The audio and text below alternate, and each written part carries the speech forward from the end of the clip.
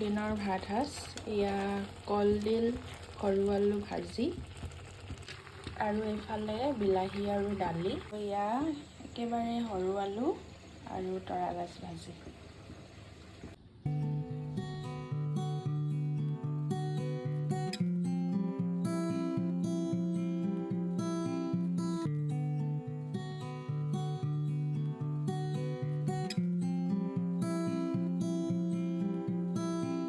আৰু এয়া হৈছে সান্দৰ গুৰি দি কাবেলি বুট ভজা।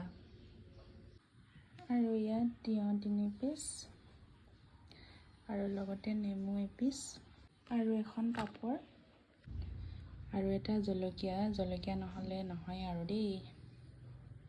আৰু অকণমান আচাৰ দিছোঁ।